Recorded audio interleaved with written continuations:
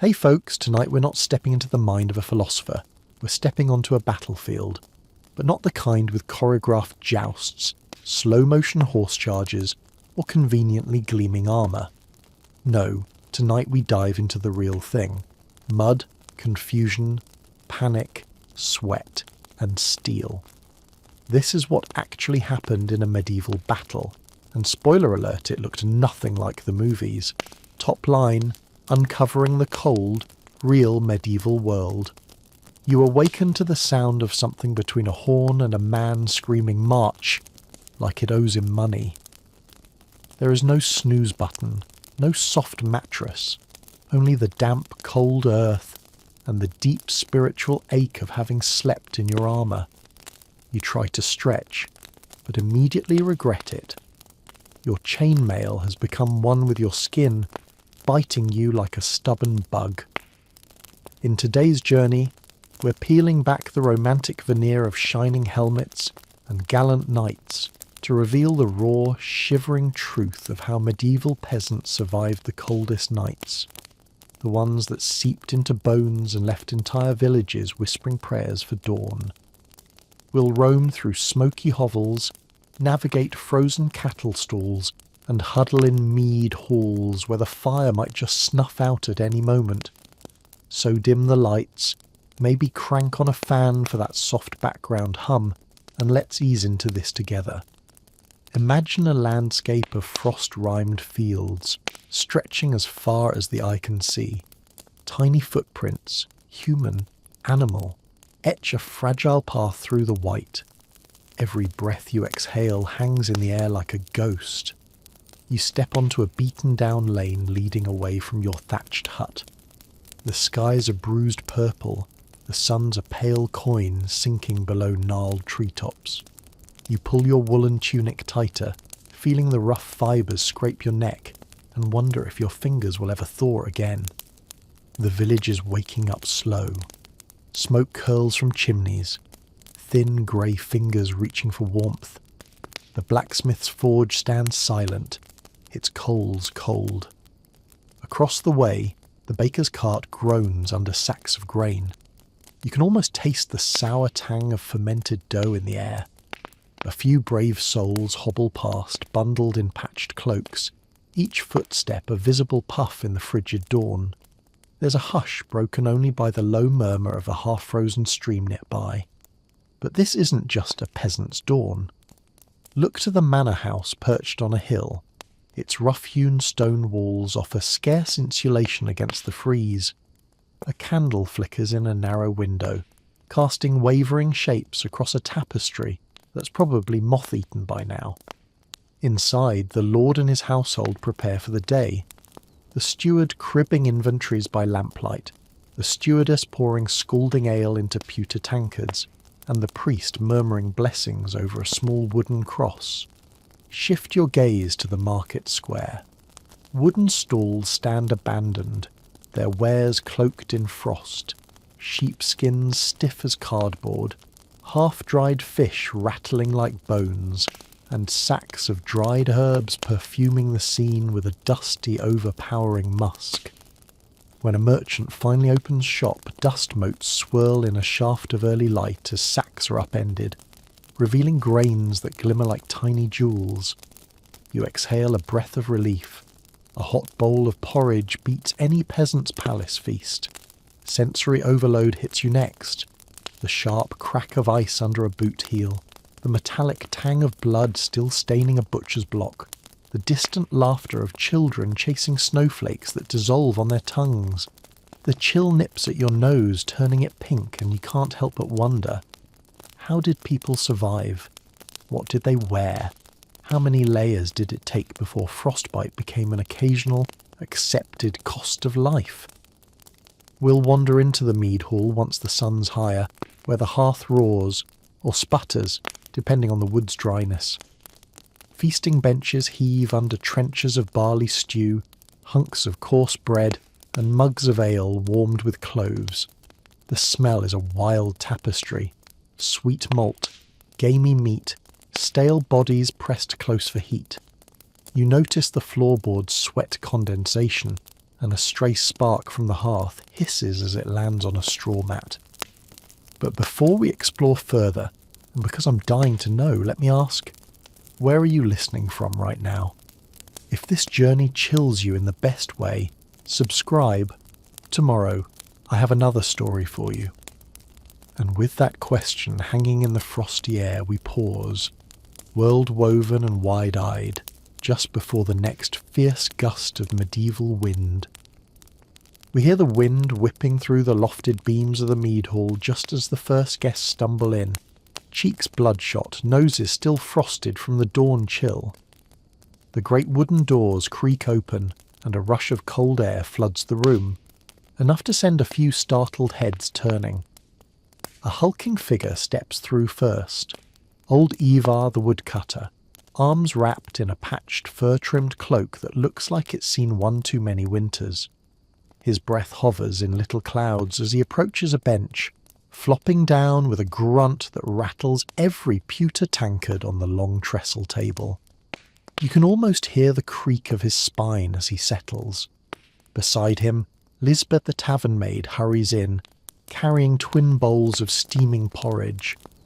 The steam swirls above each bowl like miniature mist dragons, and the sweet scent of honey melds with the earthy tang of barley. Lisbeth's cheeks flush pink, not just from the cold, but from the gossip she carries. Words come from the South Road, she says, voice low. Bandits took 3 carts last night. Farmers are nervous. That simple rumour snaps the hall's attention like a rod across taut skin. You glance downward at your own rough-spun wool tunic and wonder whether the leather straps at your waist are sturdy enough to hold a dagger, should the need arise. Across the table, 2 travellers, a cloaked couple with wary eyes, spill in next. They brush snow from their shoulders in practised motions. The man nods at Ivar's half-eaten porridge, and Lisbeth swivels her hips as she pours them bowls of steaming stew. We taste the peasant's life here. Smoky hearthwood in our noses, nutty grains on our tongues, the heat of that stew searing the back of our throats in the best possible way. Out the open door, horses shift in their stalls, stamping hooves against frozen earth. A stable hand calls out, voice brittle, "Come feed 'em before they break harness." A distant horn blasts, a tattered leather pouch slung on a rider's saddle, a herald rushing word of the manor lord's coming arrival. And here's the twist. Despite the chill and the rickety oak floorboards sighing underfoot, this mead hall isn't merely a refuge. It's the beating heart of communal survival. When the frost turns men's fingers to icicles, they gather under this roof to sharpen blades, barter excess furs and trade news that shapes entire harvest seasons. We lean in as Lisbeth whispers to a wiry shepherd, who responds by adjusting the brim of his leather cap. 3 lambs lost to that blizzard 2 nights past, he murmurs. Predators got the rest. His voice cracks like a brittle twig. His breath is ragged. We smell the sharpened stink of sheep in his clothing. Shift your sight to the hearth. 8 logs crackle in the fire, though half are damp and spitting. Sparks drift upward like tiny fireflies, and sometimes land on tufted mats of straw, hissing, an unpredictable reminder of life's fragility here. A child's laughter rings out. Little Edda, daughter of the blacksmith, chasing her siblings in loops around the benches. Her boots slap the wood, and the echo makes us jump, heart pounding. We can almost smell the faint tang of iron from her father's forge.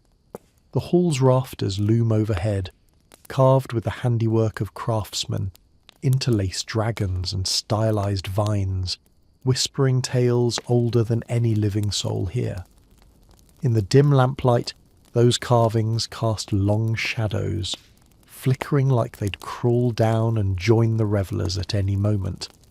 And in one corner, perched on a rickety stool, sits Brother Callum, the local priest, wrapped in threadbare robes, sipping a hot mixture of milk and herbal roots. He murmurs prayers under his breath, lips moving like a spinning wheel. Occasionally he looks up, pale eyes catching the dance in flames, and offers a faint knowing smile. He's seen more winters than most. His job isn't merely to deliver last rites, but to mend bodies broken by frostbite, to stitch wounds in flesh and spirit. You lean forward, anticipating the scent of smoked fish that'll soon steam in a cauldron over the hearth. You feel the thrum of life here, the low murmur of voices, the scraping of wooden benches, the clink of bowls being set down, the stuttering sputter of wet logs. It's a symphony of survival, and each note carries the weight of thousands of tiny sacrifices. Outside, the sky deepens to steel blue as clouds gather, a new storm brewing beyond the horizon. Traders from the east have warned of drifting snow that'll bury any unwary traveller. You glance to the frost-rimed window. The world beyond looks like a deserted plain of alabaster, emptier than death. Inside, though, it's another story. Community, resilience, the delicate dance between life's warmth and nature's brutal indifference.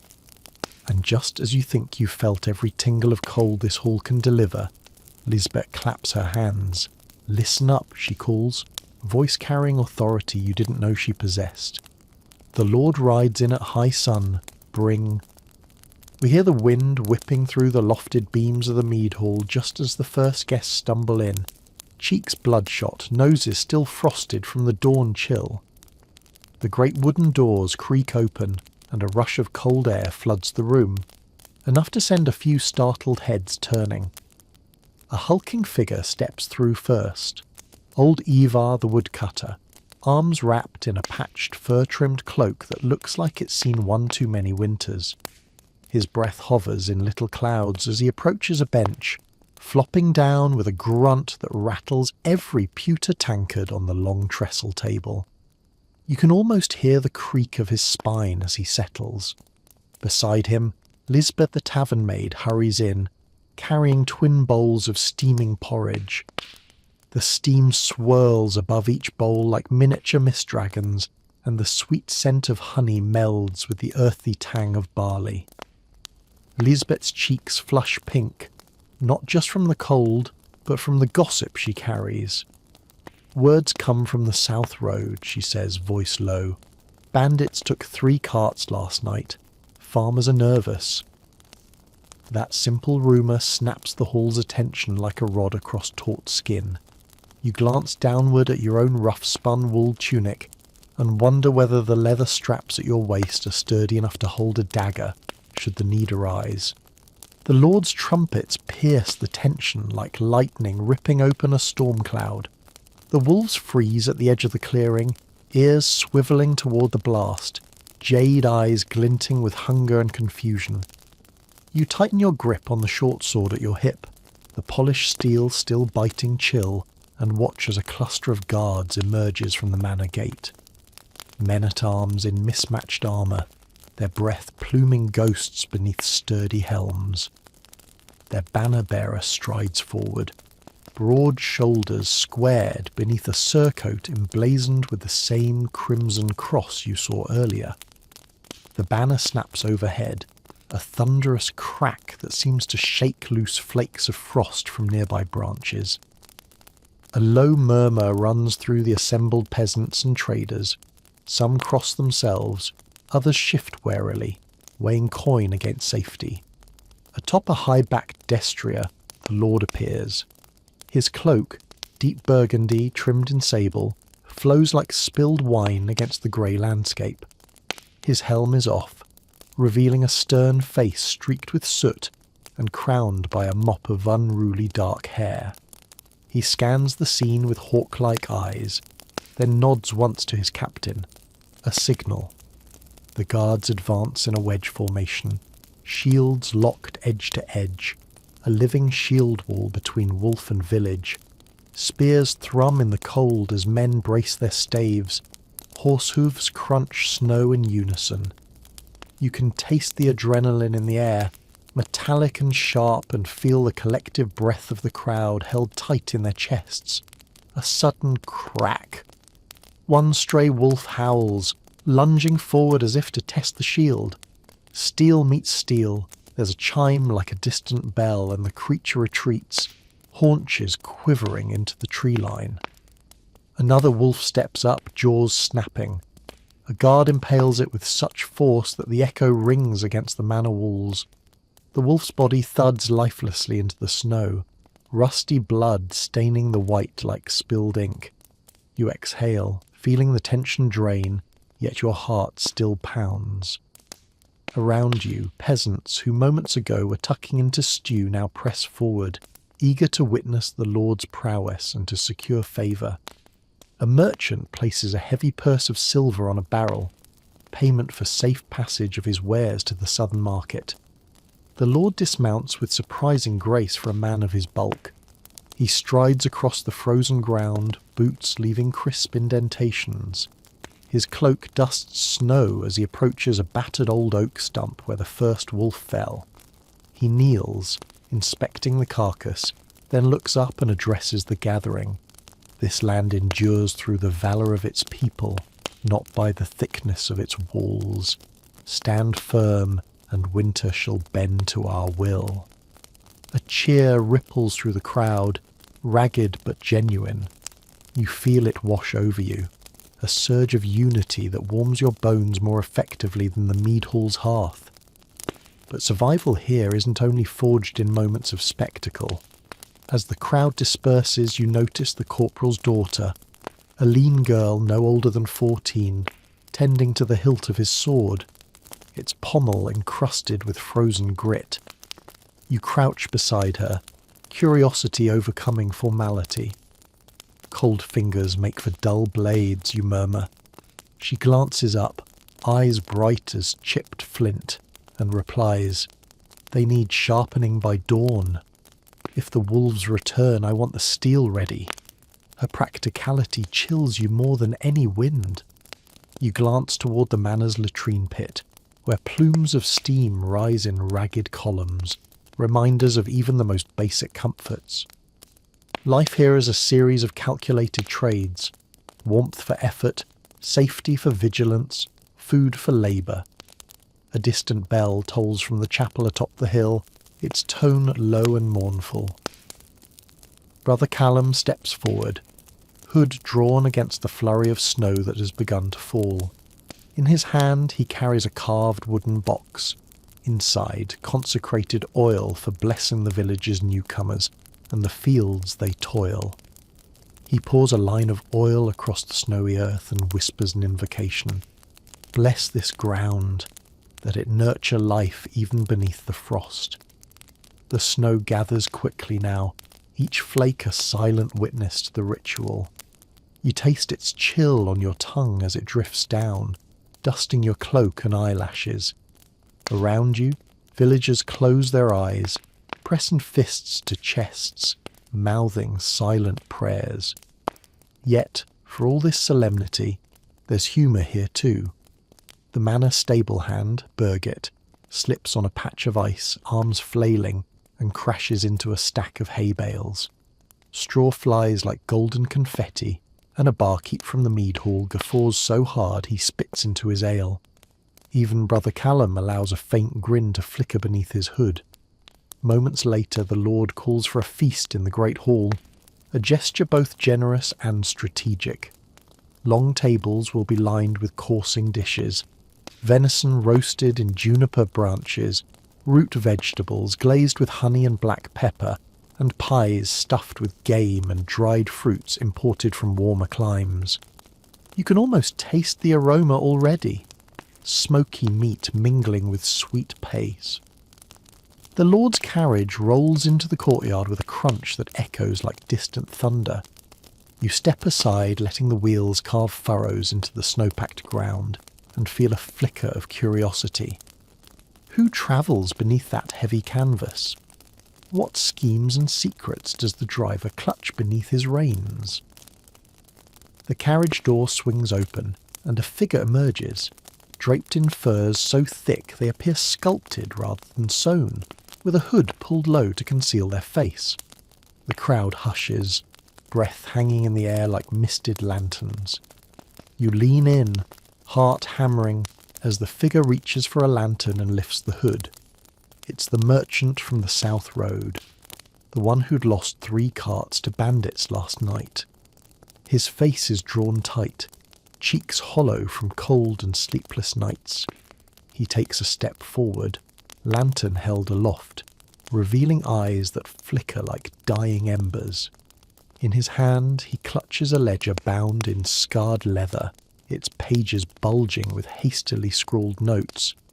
"Good folk," he calls, voice raspy as wind through a cracked window. "I've come bearing not only news, but request for aid. Our caravans cannot survive these nights alone." He holds up the ledger, and you feel the weight of every entry, the tally of losses, the tribute owed to both lord and predators alike. Beside you, Lisbeth the tavern maid passes out mugs of steaming cider, its aroma spiced with nutmeg and anise.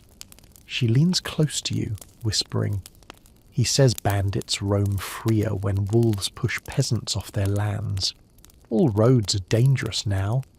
You nod, swallowing the cider in a gulp that warms your throat.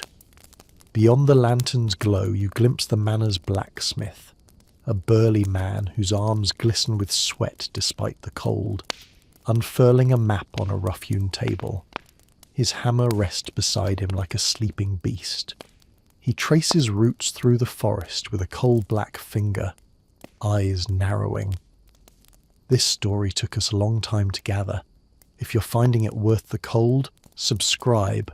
And now, back to the hearth. The map reveals paths thicketed with danger, snarled lines denoting bandits' hideouts, circles marking wolf dens, and the jagged boundary where the peat bog swallows unwary travellers whole. You lean in, each breath a small cloud on the paper, each face illuminated by torchlight. You notice a flicker of movement near the granary. Rowan the miller, shoulders hunched beneath a burlap sack of grain so heavy it threatens to tear the coarse weave. He shifts the sack, redistributing its weight, and you can almost taste the sweetness of his labour. The golden kernels that feed famished families when the snow drifts too high.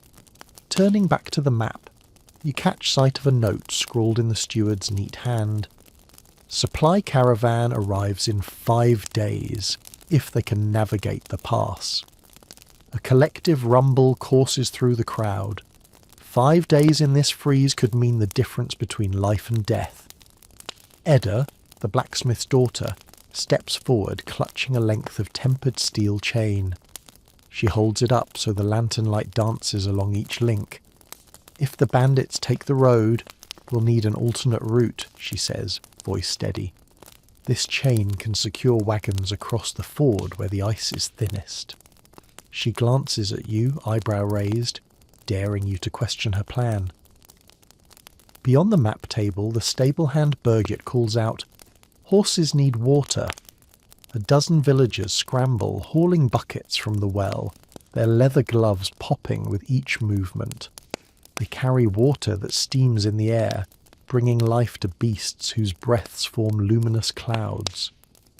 You watch as the merchant unfurls a parchment, an invitation from a neighbouring lord promising safe passage if tribute is paid by moon's end. The ink is smeared at the corners, run by the same snow that threatens to cancel alliances before they take root. A murmur ripples through the gathering. Diplomacy, it seems, is as fragile as the frost. Then a sudden shout, "Look!" You turn to see Matilda, the midwife, supporting a stranger, an envoy wrapped in faded silks that once glowed with the colours of distant lands. His leg is twisted at an unnatural angle, and he moans, pain lacing each breath. Matilda ushers him toward Brother Callum, who appears at her side with bandages and an ointment jar. You feel the scene shift. Commerce and politics momentarily forgotten in the face of human need. A seam ripper from the stewardess magically produces lengths of linen, and the crowd parts to form a makeshift corridor. The envoy's pain is palpable, but so is the compassion.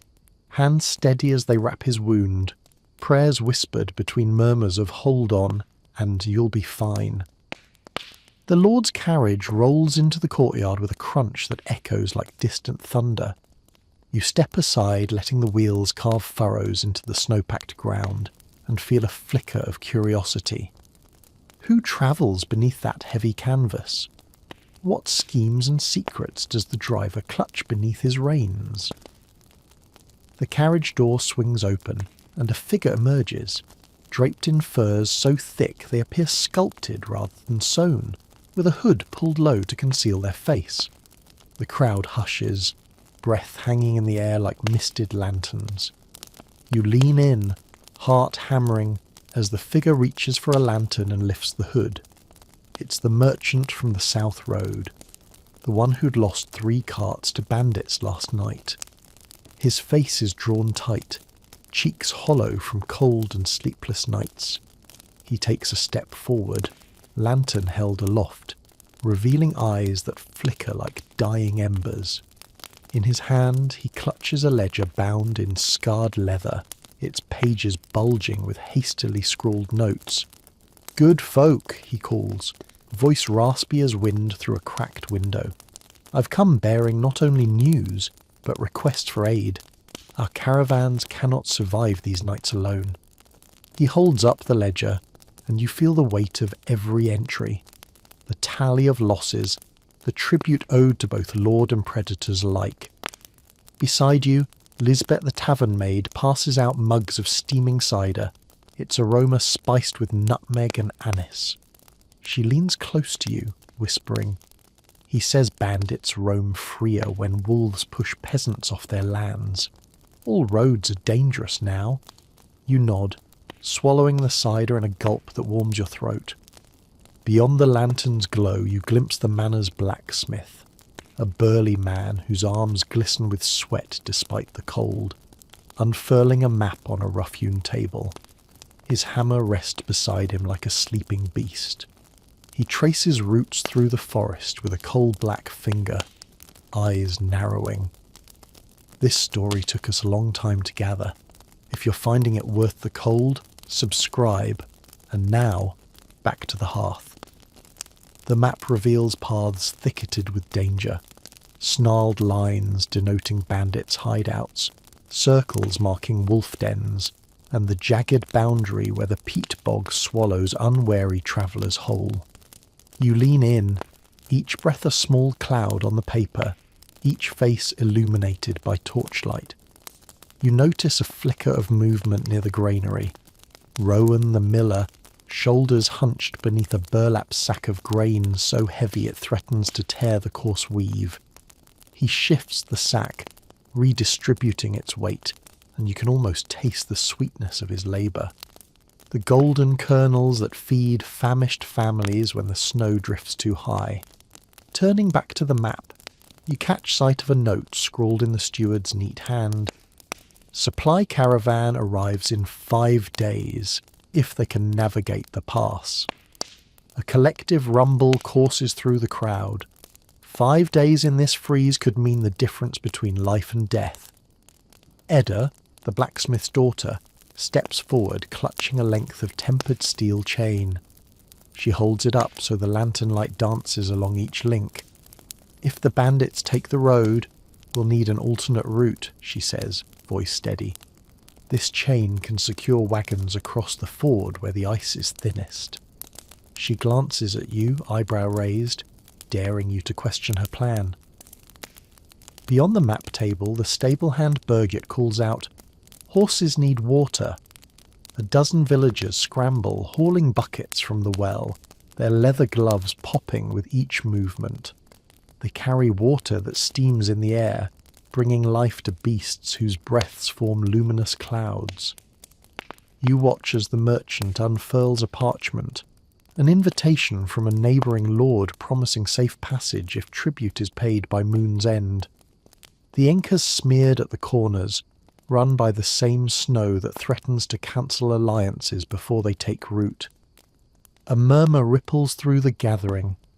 Diplomacy, it seems, is as fragile as the frost. Then a sudden shout, "Look!" You turn to see Matilda, the midwife, supporting a stranger, an envoy wrapped in faded silks that once glowed with the colours of distant lands. His leg is twisted at an unnatural angle, and he moans, pain lacing each breath. Matilda ushers him toward Brother Callum, who appears at her side with bandages and an ointment jar. You feel the scene shift. Commerce and politics momentarily forgotten in the face of human need. A seam ripper from the stewardess magically produces lengths of linen, and the crowd parts to form a makeshift corridor. The envoy's pain is palpable, but so is the compassion. Hands steady as they wrap his wound, prayers whispered between murmurs of "hold on" and "you'll be fine." At the top of the watchtower, the wind hits like a physical blow. Your cloak flaps like a wounded sail, and each breath feels borrowed. You grip the cold iron railing, knuckles whitening, and peer through the narrow embrasures. Below, the courtyard is a miniature world of flickering torches and scuttling figures. Above, only a grey expanse that seems to press down on the tower's stones. Brother Callum stands beside you, hood tossed back. His weathered face is serene, as though prayer shields him against the storm. In one hand he holds a lantern, in the other a small book, its pages worn to near transparency. He murmurs verses you don't fully catch, words meant to calm, to protect, to anchor hope to the earth, even when the skies threaten to bury it. Your gaze shifts eastward toward the jagged ridge where the steward's daughter warned of cracks, gashes in the earth that could spill snow and stone down onto the village below. Clouds wheel above it like circling predators. You squint, trying to make out a shape. Is that a boulder loosening, or merely a trick of light playing on ice? Suddenly, a deep rumble rolls upward from the ridge, a sound like a beast stirring in its lair. You tense, heart pounding. Callum grips your shoulder, eyes wide now. "Brace yourself," he whispers. "The tower was built for watchers, not for this roar." In the courtyard, a horn blasts, a warning to those below. You hear hurried footsteps on the tower's wooden steps, soft curses as villagers rush to gather supplies, to reinforce doors, to huddle near hearth fires. The steward's voice carries up, clipped and urgent. "Seal the gates, reinforce the walls, light every lamp." A second thunderous crack echoes, louder this time, stone fracturing. A bright arc of ice and snow explodes from the ridge, cascading like a frozen waterfall toward the manor's outer wall. Beneath it, a section of battlement buckles, blocks sliding free with a grinding screech. Without thinking, you push past Callum and surge toward the ladder that leads to the roof. Each rung is slick with melted snow refrozen overnight. Your boots skid and you nearly lose your grip. Adrenaline sparks warmth in your veins, and you force your muscles to climb, climbing toward the source of the danger. At the parapet, the view is both breathtaking and horrifying. The ridge's crest has ruptured, a jagged tear yawning open. A river of snow and ice surges down its slope, headed straight for the manor's gatehouse. Below, guards race to hold the breach at the wall's base, hurling wooden braces against the impact. You shout down, voice carried by the wind. Dig channels to redirect the flow. Use carts and barrels as barriers. The steward below hears you and barks orders. Villagers scramble with shovels, heaving snow aside. You see lines cut into the courtyard, shallow trenches meant to lead the avalanche around the corner. Callum emerges beside you, lantern bobbing. He clasps your arm and points. A group of mercenaries heft canvas tarps, stretching them against the battlement to catch falling ice. Their faces are set, and you catch the flash of metal as they bind ropes to posts. Behind you, the lantern swings violently, casting jumping shadows across ancient stones. You press your back against the cold wall, inhaling the sharp tang of melting ice. The avalanche is now just seconds from impact. A deafening roar fills the air as the torrent hits, snow and ice crashing against stone. A tidal wave of white that tests every barrier. Splinters fly from wooden braces, and a guard is slammed backward, sliding across the courtyard in a blur of cloak and steel. You seize a length of chain, Edda's chain you realise, wrapped on a nearby post. You pull it free, toss one end down to the guards below and shout, "Tie this to the broken section. We'll anchor it with barrels." A handful of villagers catch the chain mid-air, yanking it taut around a collapsed stone. Miraculously, the makeshift barriers hold. Ice splices against barrels and deflects into the new channels. Water and slush funnel away from the gatehouse, spilling through the trenches and out a low sally port. The courtyard shudders, but the main gate remains intact. As the final shards of ice slide off the wall, your heart pounds so fiercely you fear it might burst from your chest. The wind whimpers, the chaos subsides, and a stunned silence falls. Below, villagers lean on their shovels, chests heaving, faces streaked with sweat and snow. The steward looks up at you, eyes alight with gratitude and something else. Recognition, perhaps, of a leader forged in ice and crisis. Callum sets down the lantern, and for a heartbeat, the world stands still. Cold stones, battered yet unbroken walls, and the tapestry of human determination woven in every figure below. The lantern's glow recedes behind you as you step onto the narrow ramparts atop the manor's ruined outer wall. The wind tears at your fur mantle, threatening to pull you over the battlements, yet you brace against the roar of the storm and press forward. Each step on the ice-laced parapet echoes like a heartbeat, reminding you that life here hangs by the finest thread. Far below, the courtyard is a tangle of lantern beams and frantic shapes. Villagers reinforcing barricades, guards patrolling makeshift watchposts, and the blacksmith's hammer ringing on steel as he reforges broken spears. You lean over the crenellation, toes gripping the frozen stone, and sense every laboured breath of the men and women scrambling to protect their home. A sudden flash of steel catches your eye. Brynhild the huntress has climbed up a rope ladder, her longbow strung and arrow nocked.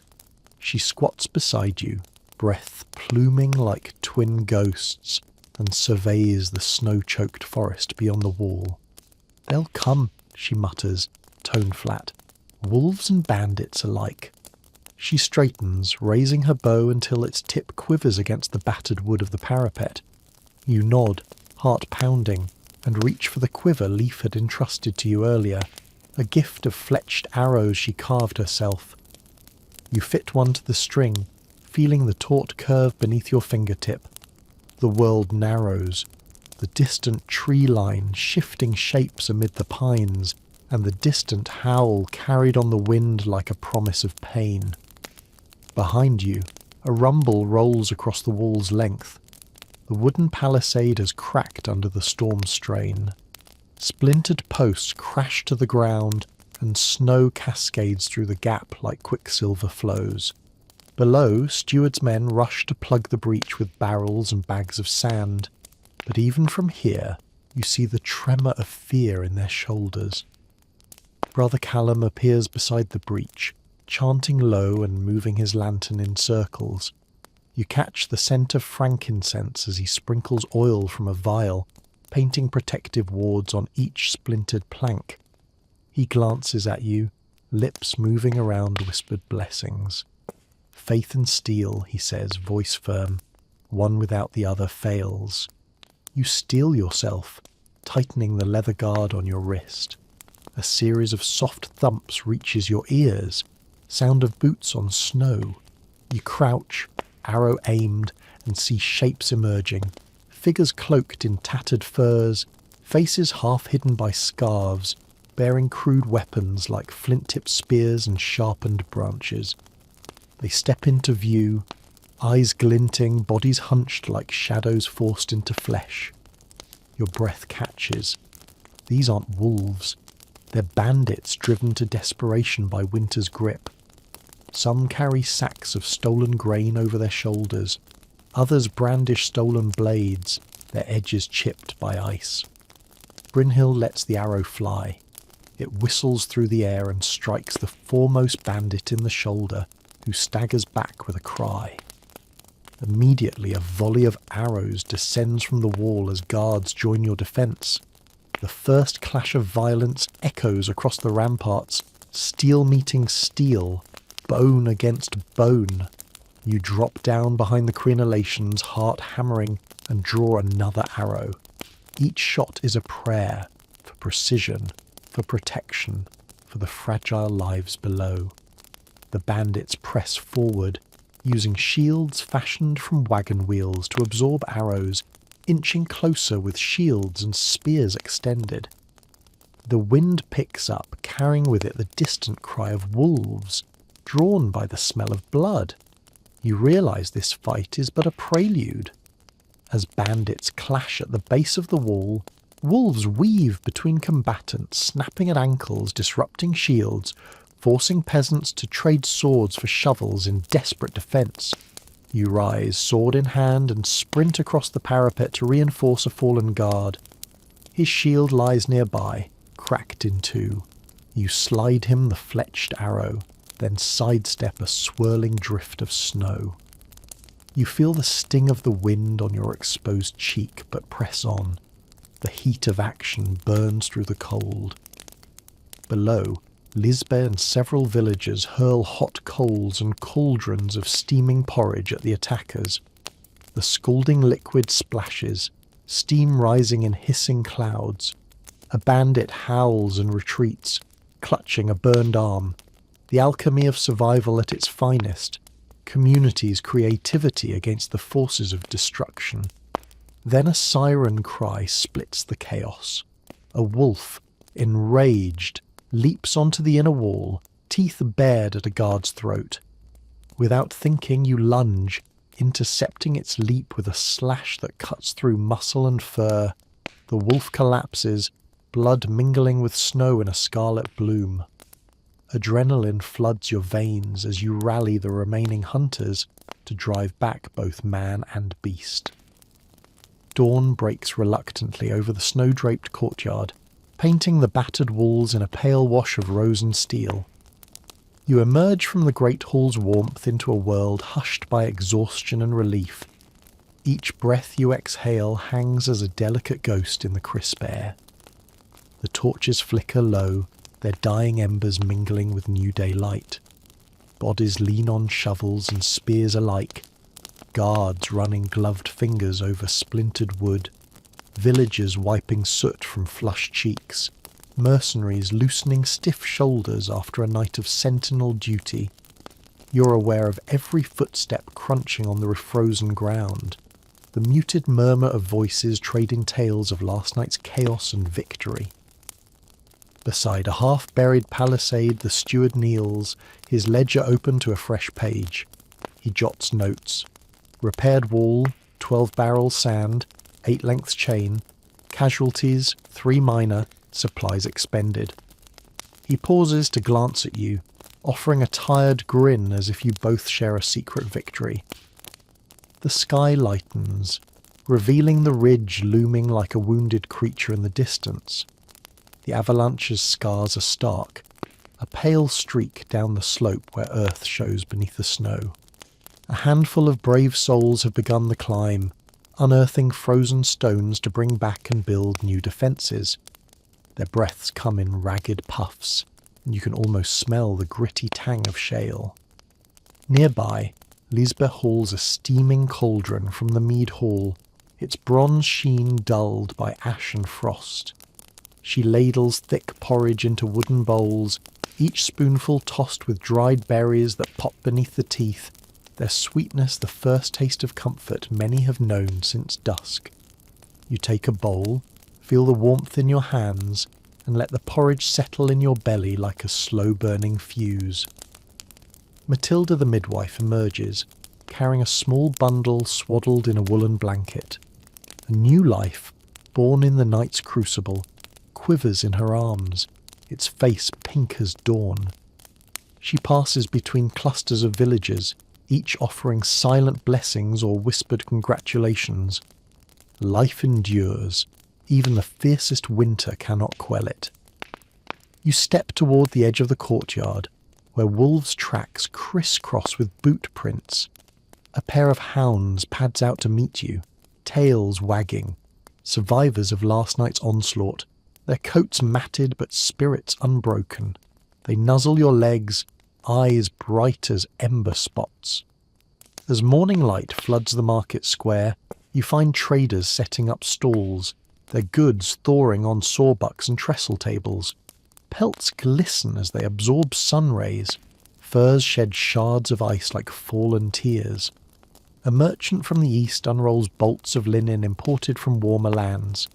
Fine threads that promise both comfort and status when stitched into mantles. The blacksmith appears, forging new arrowheads at the forge's mouth.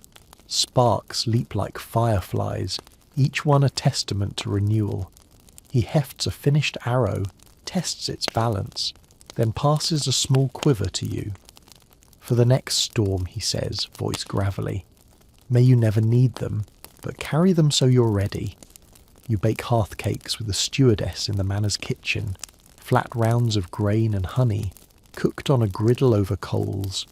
The sweet steam curls around you as you flip them, and you can't resist tearing off a hot piece, tasting its warmth on your tongue. Behind you, the chapel bell rings. Noon Mass, a blessing for the living and the fallen. Inside the chapel, Brother Callum sprinkles holy water on the gathered. Guards in battered armour, peasants in frost-flecked cloaks, hunters with arrows still staining their hands. His voice resonates off stone walls as he intones, "Blessed be the hands that defend, the hearts that care, and the wills that endure." Each amen drifts upward like a feather on the breeze. Following the service, you join a council beneath the manor's great oak. The steward, Lisbeth, Brynhild, Edda, and a newly arrived envoy from the supply caravan crowd around a map carved into wood. Lines are redrawn, new routes across the frozen river, barter agreements with neighbouring lords, patrol schedules to deter bandits and wolves alike. Your suggestion surfaces. Rotate watch shifts so no one sleeps through an entire night. Blend patrols of armed guards and local hunters for silent reconnaissance, and stockpile extra chain and sand barrels at weak points. The group nods, and the steward taps his quill. Agreed. Implementation tonight after the feast. A cheer rises again, less raw than last night, more relieved, seasoned with cautious hope. You feel it ripple through those assembled, a shared exhale. As dusk approaches once more, the courtyard fills with long shadows. Torches are kindled anew, and a bellows roars to life in the smithy. You stand at the threshold of the mead hall, the smell of roasted venison drifting on the breeze, laughter echoing where panic once reigned. A low dawn mist clings to the valley as you make your way down the winding path from the watchtower to the river ford. The frozen ground crunches beneath your boots, and each breath you exhale becomes a fleeting pearl in the grey air. Fingers numb despite layered gloves, you clutch your lantern, its feeble glow trembling in the half-light. Today's mission: guide the supply caravan through the narrowest pass before sunset's chill turns the road into a death trap. Ahead, Brynhild moves like a shadow ghost across the snow-crusted trail, bow at the ready. Her long cloak swirls with each stride, and occasional sparks fly from the iron ferrules of her boots, striking flint-strewn stones. She glances back over her shoulder, pale eyes sharp as a hawk's. "Stay close," she murmurs, voice a rasp in the cold. Ambush points lie ahead. old bandit traps and deadfall stones. You follow, lantern held low to avoid reflecting off icy patches. The path narrows between two ridges, rock faces scarred by ancient avalanches. Icicles hang like rows of sharpened teeth above your head. One stray rock clinks against the cliff, a warning more honest than any herald's horn. Below, the river's current roars beneath a thin layer of ice, cracking and sighing as it shifts. The ford is shallow but treacherous.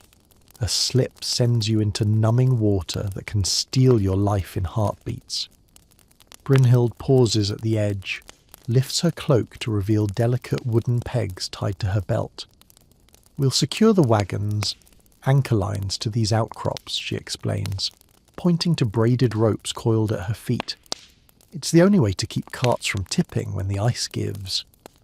As you knot your own line around a jagged boulder, you notice a glint of metal half buried in snow. An iron piton, rust flecked with old blood. You kick the snow aside, revealing a crude snare rig. Rope stretched taut between stakes. Bandits once used this to capture horses or trip riders. You snap the snare, shards of frozen hemp crackling, and feel a surge of triumph. The first pale light of dawn filters through frosted windows of the manor's upper chamber, illuminating dust motes dancing in the chill air. You wake on a straw mattress that's too thin to cushion against the stone below, your bones echoing with every creak as you sit up. A gust rattles the shutters, drawing a shiver from spine to fingertips. Today, the hunt into the forest begins. You pull on layered tunics, linen under wool under fur, each garment a lifeline against the north wind's bite. At your belt you secure a leather satchel containing essentials: flint, tinder, dried meat slices, and a small water skin. Your sword hangs heavy at your side, its pommel cool against your hip. You slung wings, feathered arrows carved with runic notches, over your back, the wood still retaining a warmth from last night's forge. Down in the courtyard, torches sputter in pre-dawn breeze, casting long shadows that tremble across the snowdrifts. Brynhild stands by a line of riders, her breath visible as she checks bowstrings for frays. The blacksmith's apprentice nods at the stirrup of each horse, murmuring encouragement. Edda carpools fresh iron spikes to reinforce the cartwheels, her face set in determined focus. Lisbeth paces near a steaming cauldron of porridge, ladle in hand. She catches your eye and offers a wry smile. "Eat up, these northern beasts don't wait for anyone." You bow in thanks and take a bowl, the hot oats mixed with diced root vegetables and lard thawing frost from your mouth in one comforting spoonful. A trumpet blast echoes from the gatehouse. The lord emerges, fur cloak swirling, eyes bright as steel. He nods to you and Brynhild. Keep the men tight. Wolves travel in packs, and bandits with them want only chaos. Protect the flanks. He turns, riding toward the open plain beyond the gates, followed by 30 mounted hunters and armed peasants. You gather with the hunting party at the edge of the tree line, a ragged line of spears and bows poised against the dark forest's mouth. Pines loom overhead, their branches sagging with snow until some bend low enough to graze your shoulder. The silence here is absolute. Even crows hold their tongues. Your heartbeat pulses in your temples.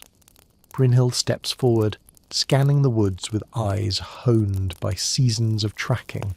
"Pray ahead," she whispers, pointing to disturbed snow beyond a fallen tree. Footprints. Wolf, but odd ones too. Boots and bare toes, suggesting bandits trailing the wolves for easy pickings. She gestures. We split. You and I take east flank, Lord and main party push south ridge. We'll trap them between. You nod. The forest floor is a network of frozen roots and hidden pitfalls. One misstep could mean broken bone or swallowed by a concealed bog. Every twig crackles too loudly in the hush. You follow Brynhild on a diagonal path, arrow tip aimed low. Your breaths form swirling snow snake trails. Suddenly a shrill whistle splits the air. A signal. Brynhild signals back and you crouch behind a boulder dusted in ice. Ahead, 2 wolves prowl, backs arched, twitching at the scent. Behind them, a bandit clad in patched leather moves in step, spear poised. The pack is small, just 5 wolves, but deadly in its cohesion. You draw an arrow, hold your breath, and let it fly. It whistles overhead, embedding in the leader's shoulder. The wolf snarls, lurches, and its packmates pounce. Brynhild looses a flurry of arrows. You rush almost instinctively, plunging your sword into another wolf's flank. Its fur is slick with frost, and its eyes flash wild as it collapses. Steel meets steel as bandits charge from the trees, brandishing clubs. You parry a strike aimed at Brynhild, pivot, and drive your blade into the intruder's gut. His cry rattles leaves overhead. The narrow Danube of snow is painted red in desperate streaks. The forest erupts. Arrows arch through bare limbs. Wolves howl as they dodge human blades. Men yell tribal cries. You pivot. Keep your stance low. Feel the stomp of hooves as the Lord's party descends the ridge. Cavalry charging like thunder incarnate. A clash of hooves breaks through the chaos, horses skidding on ice. The Lord's sword arc decapitates a bandit mid-charge. The rider falls, crushed beneath hoof. You seize a moment, sprint to the blacksmith's apprentice who's wrestling a wolf by the throat. Together you push it off, sparking steel on ice as you cut its neck. Breathless, you step back, chest heaving. Around you, the hunting party rallies. Wolves scatter back into the thicket. Bandits flee in broken lines. The Lord's horn blasts triumph, a low war note that resonates through frozen trunks. The frost-hazed sun has barely cleared the horizon by the time you return to the manor gates. Shoulders aching and heart still racing from last night's wolf and bandit skirmish. The walls stand silent sentinel, their stones still warm with the memory of torches and turmoil. You pause on the threshold, letting the memory of moonlit battle slip from your mind like mist. Inside the courtyard, a transformation has begun. Villagers sweep away residual snow with birch brooms, clearing paths so the healers can wheel wounded to the infirmary. Lisbeth hovers near a trough, coaxing the oxen-fed carts to quench their thirst. The rhythmic hoofbeats echo reassurance. Even in exhaustion, life presses on. A trumpet blast from the gatehouse signals the Lord's approach. You turn to see him striding forward, cloak swirling, eyes bright despite the sleepless night. In one hand he carries a leather bag heavy with grain, in the other a small carved wood statuette, an offering of gratitude to the shrine that sheltered his people. He meets your gaze and without a word lifts his chin in acknowledgement. The gesture warms you more than any fire. Around you, peasants pause in their tasks, hats tipped, offering quiet salutations. The bond between ruler and ruled reforged in shared danger. You follow him toward the barnyard, where Edda supervises repairs to the broken walls of the granary. Loosened timbers have been reforged by blacksmith's apprentice, each plank replaced with oak harvested from the edge of the copse. Sawdust drifts like pale confetti as men hammer nails and wedge beams. The steward counts stocks with a grim expression. Yet the final tally suggests that the village will endure another week of winter's bite. A sudden cry splits the air. Matilda is escorting a mother and child into the barn's upper loft. The infant's cheeks glow pink, and the mother's eyes glisten with tears, tears not of sorrow but relief. Word has spread that the child, born on the siege night, battles Frost's lingering grasp. Now, swaddled against the forge's heat, and wrapped in fresh blankets, the baby sleeps contentedly. You can almost taste hope in the sweet scent of warmed wool. Nearby, the stewards and merchants gather over a rough table to redraw the trade routes. The map, now dotted with markers of peril and refuge, shows the northern pass blocked by ice quakes, the peat bog still treacherous, and a new break in the tundra leading to the eastern ferry crossing. You lean in, tracing the faint chalk lines with a forefinger, absorbing each new detail. Lisbeth beckons you to the mead hall porch. In her hand she holds a bowl of steaming pottage, a hearty mix of smoked venison, kale and barley. The aroma drifts into your nostrils, tugging you forward. You dip your spoon and savour the rich broth, each sip a reminder that communal tables feed more than bodies, they nourish spirits. On the porch railing, Brynhild polishes her longbow with scented oil from distant lands, the golden hue catching the dawning light. She looks up and offers a grin. "Ready for round 2?" she teases, her voice like wind across chaff. You set down your bowl, draw a fresh arrow from your quiver, and nod. But before you can head back into the wilderness, a horn from the gatehouse declares the arrival of the supply caravan. The familiar rumble of wheels on cobblestone grows louder, and a procession of carts emerges, laden with sacks of grain, barrels of salted fish, bolts of linen, and rolls of cured meat. The oxen, their flanks steaming in the chill air, plod steadily, trusting the path you and Brynhild help secure. Children spill from behind barrels, faces wide with wonder at the bounty. The baker unloads fresh loaves still warm from the oven, and the smith's apprentice distributes a new batch of iron nails, small tokens that will reinforce huts and wagons alike. The steward ushers the merchants and villagers into a circle around the central well. He raises a hand and begins the ritual of tithing, a measured distribution of goods to every household, ensuring fairness and unity. Each family comes forward, echoing the steward's words of thanks. May this sustenance carry you through the thaw. You watch as Rowan the miller receives extra barley. Edda's family collects length of chain for winter repairs, and Lisbeth's mother is given a bolt of cloth to stitch new tunics. You step forward and accept a small parcel of smoked trout, its oil gleaming in the lantern glow. The dawn mist clings to your cloak as you step out of the manor's gate, boots crunching on a crust of frost-thickened earth. The air feels electric, charged with the promise of movement, of taking the fight to the heart of the winter's menace.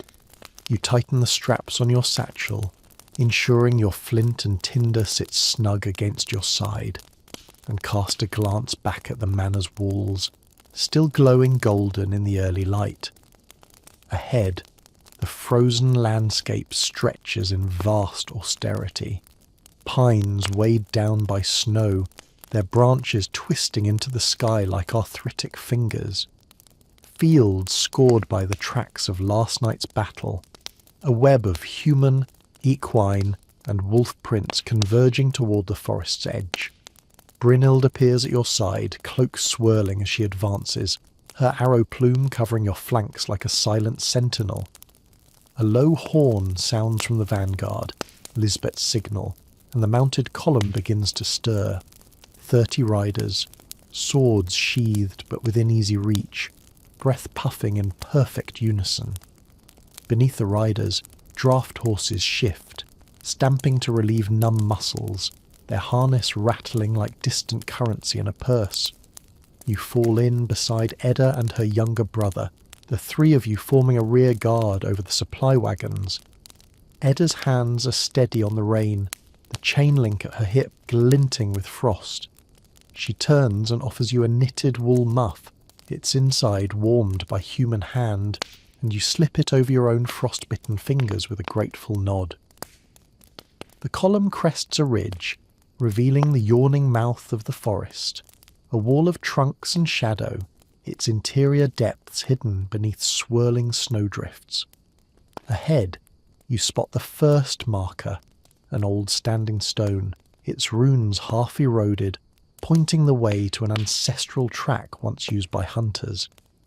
Beyond it, the ground drops into a shallow ravine where animals come to drink, now a secret creek hidden beneath ice. Brynhild signals a halt. You dismount and step onto the ice, feeling its brittle thickness beneath your boots. The others fan out.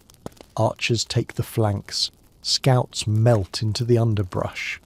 You slip forward, lantern low, and note the tracks at the ravine's edge.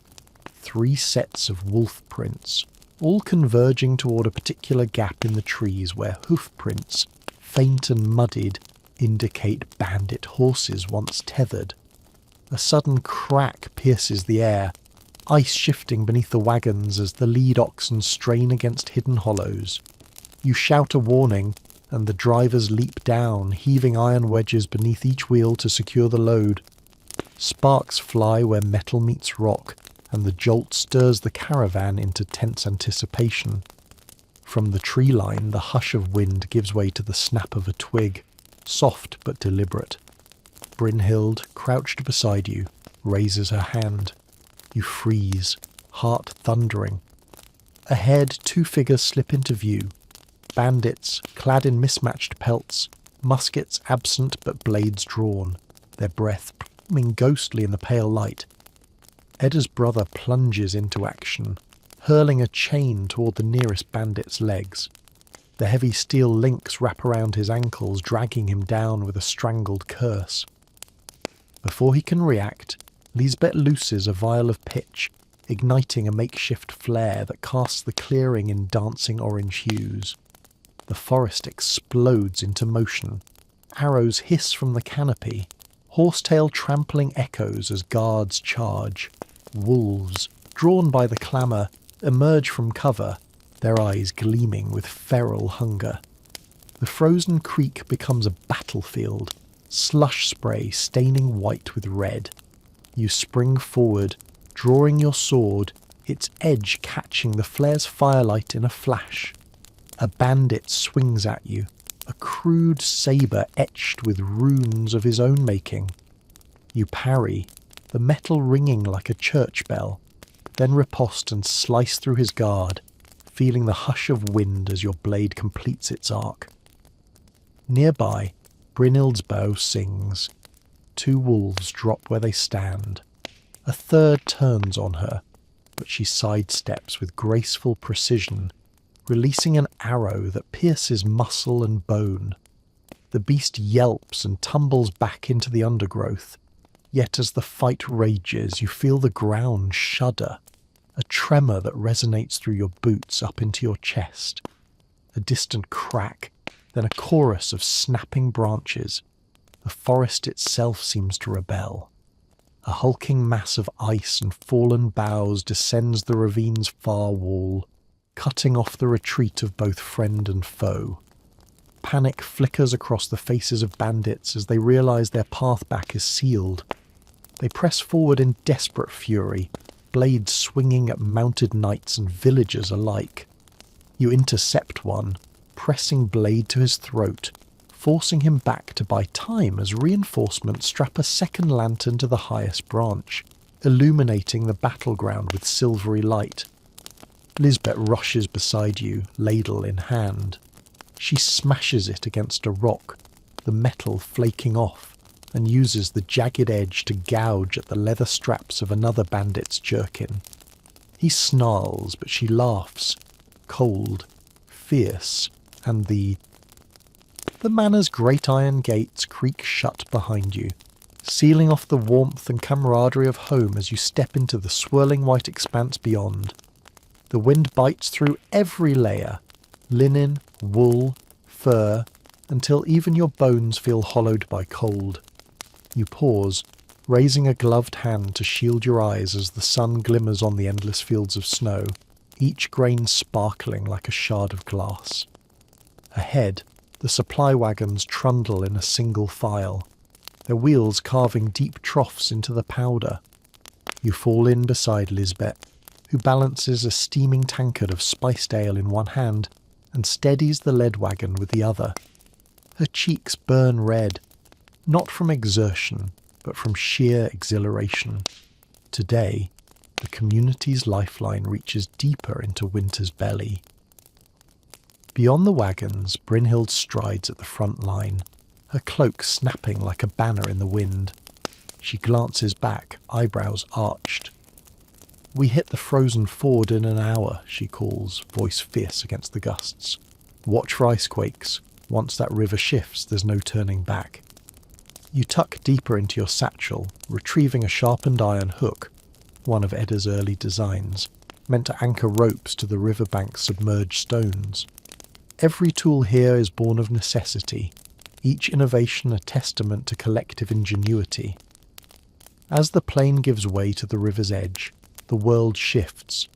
A ribbon of water, half frozen, half roaring beneath its brittle crust. The wagon drivers pause, examining each segment of ice.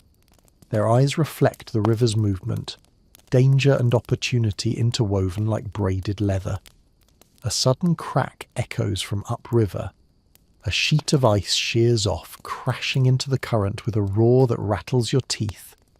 The lead wagon jolts as its oxen rear, fear and strength entwined in those heaving beasts.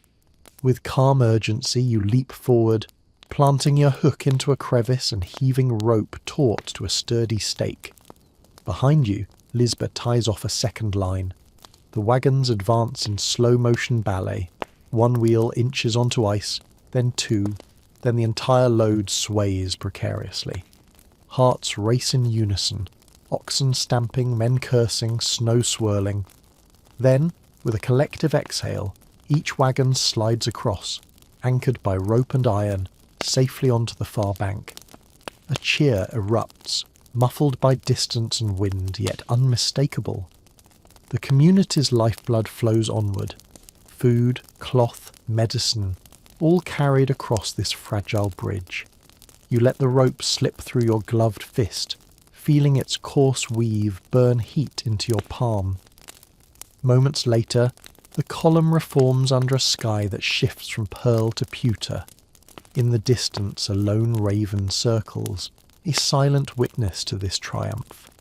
You exchange a nod with Brynhild, who offers a rare, genuine grin that warms you more than any fire. But winter's trials are never over. As the wagons disappear into a band of pines, you notice fresh tracks converging on your own, footprints too large for a wolf, and a pattern that speaks of heavy crates dragged across snow. Bandits, or worse, desperate souls, trail the lifeline you've just forged. You draw your short sword, its steel whispering promises of protection. Ahead, Lisbeth tightens her grip on a second ale tankard, not for drinking, but for swinging, should the need arise. Behind you, a chorus of hounds bay in the distance, a line of defence trained for just this moment. In that instant, every lesson from the past nights coalesces. Faith and steel, innovation and solidarity, courage and compassion. The snowdrifts swirl at your feet, each flake a reminder that life is both fragile and fierce. The sky's bruised pallor fades to dull grey as you emerge from the warmth of the Manor's Mead Hall, lantern in hand. The courtyard is quiet, the revelry of last night replaced by a hush, broken only by the low groan of oxen and the distant caw of crows perched on frost-crusted rafters. You pull your hood tighter, feeling the rough wool scrape against your cheek, and glance at the first task of the dawn, reinforcing the southern gate before the next gale rattles the timbers apart. You cross the icy flagstones, each step echoing through the stillness.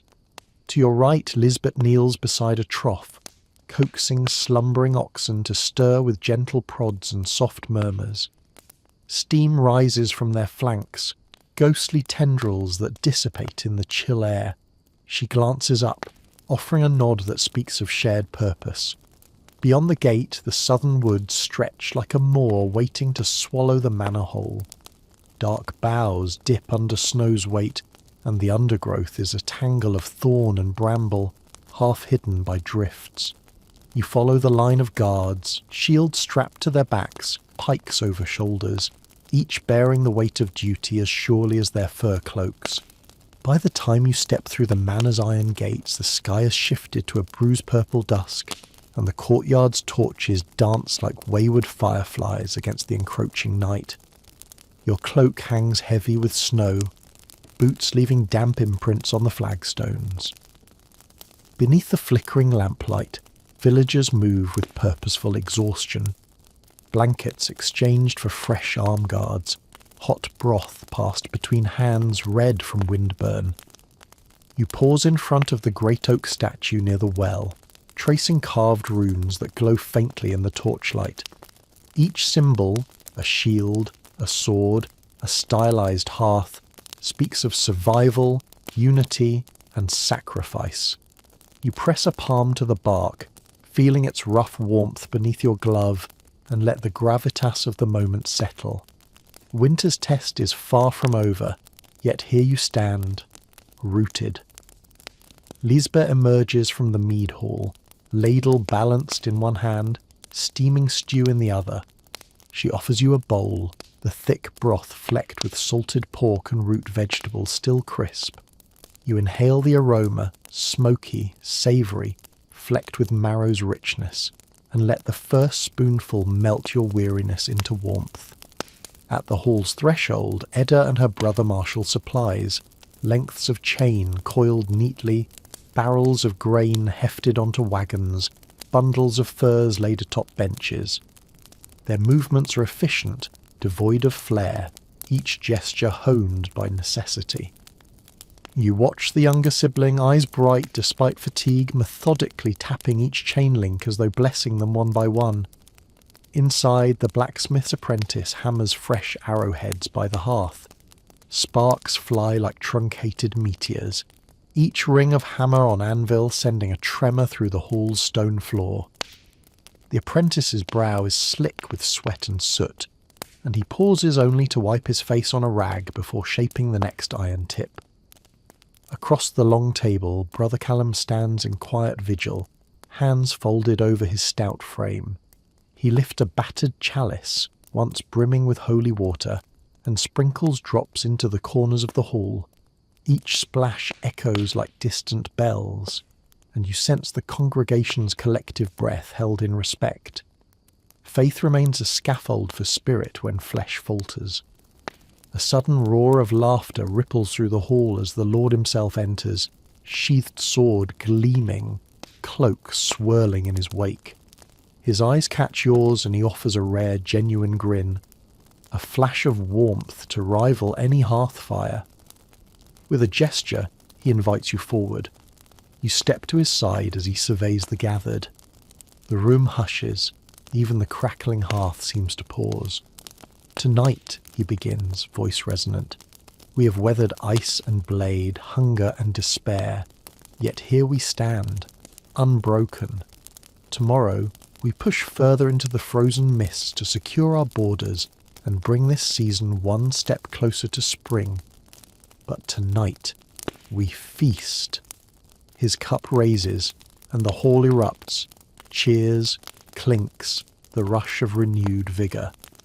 He signals the stewardess, who brings forth platters of roasted pheasant glazed with juniper and honey, root pies bursting with smoky meats, and loaves of barley bread still steaming from the oven. The air fills with a heady bouquet, savoury, sweet, and spiced, and you taste hope on your tongue.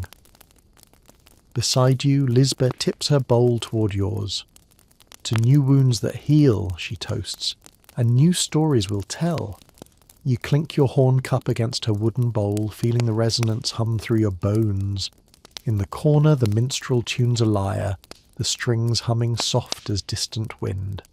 Soon melody will fill the hall, laughter will chase away shadows, and for a moment, fear will find no foothold. Yet you know dawn brings new trials.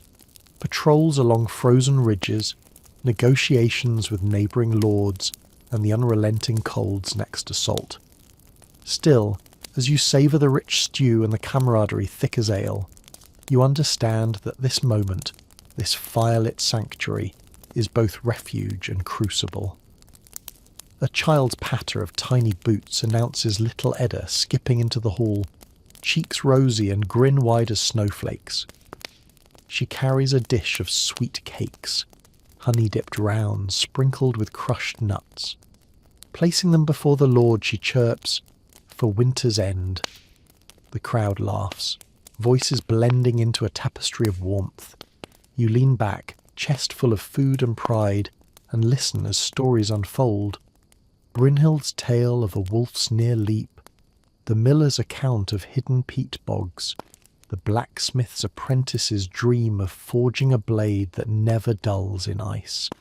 Each recounting is a spark, a testament to resilience. Outside, the wind howls, a reminder of the world beyond these walls. But tonight, within these stones, humanity's flame burns brighter. You lift your cup once more. "To this hall," you say, voice steady, "and to every soul who lights the way." The hall answers in chorus, and in that harmony you taste something more potent than any brew, unyielding hope.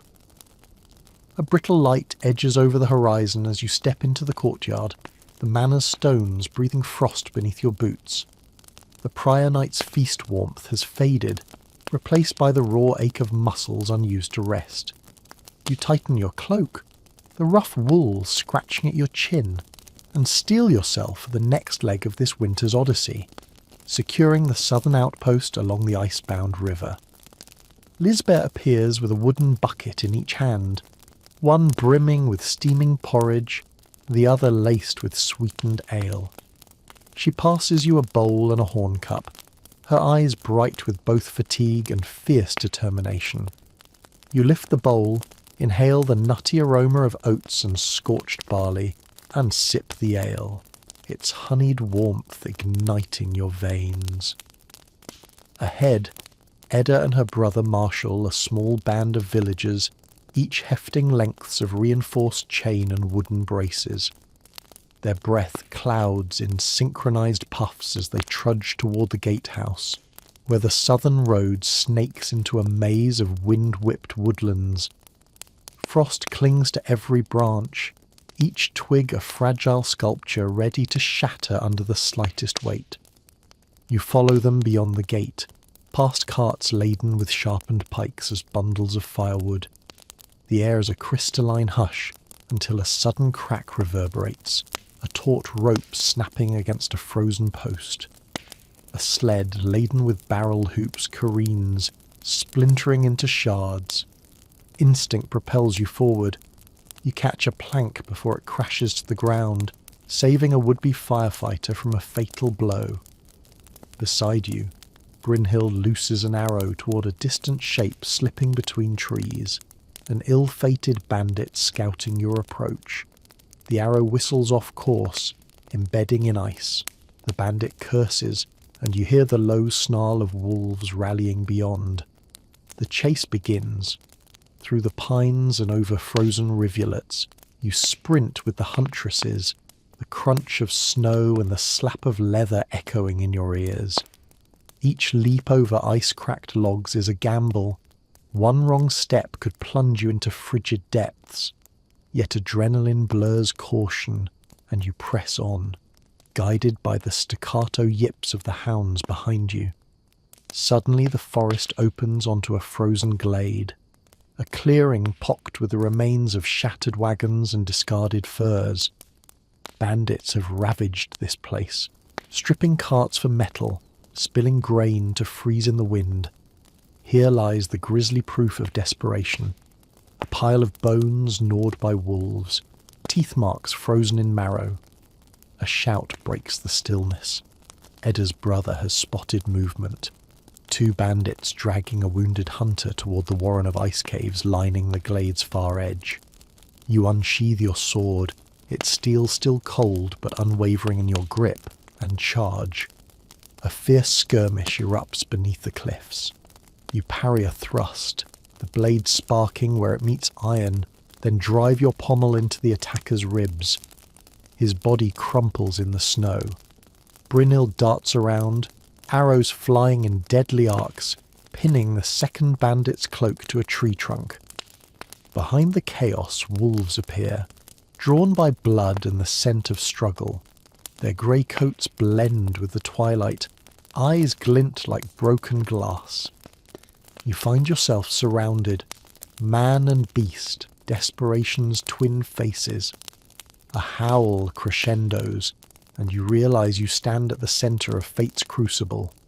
You bark a command, protect the hunter. Lisbeth, clutching a broken spear, rushes forward, her lithe form weaving between wolves to shield the fallen man.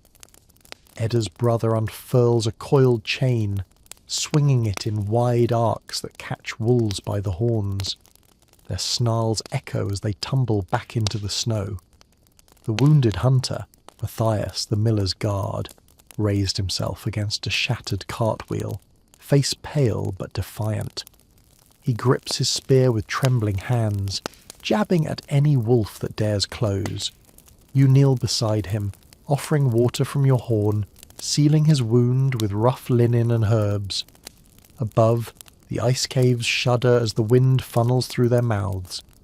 Dare you pursue the bandits' retreat? Brynhild nods once, her eyes spare no question. You rally the huntresses. A final volley of arrows arcs high, then plunges toward the caves, scattering the bandits within. As the wolves slink away, nibbling on fallen bones, you secure Matthias to a makeshift sled. Together, you haul him back toward the courtyard, each step a testament to shared resolve. The forest exhales behind you, silent once more, bearing witness to both atrocity and bravery. By the time you return to the manor, the lanterns flicker warmly against stone walls, promising sanctuary and healing. Within the mead hall, the blacksmith's apprentice tends fresh embers, sparking new life into battered weapons. Brother Callum kneels beside the infirmary entrance, murmuring blessings for the safe return of the wounded.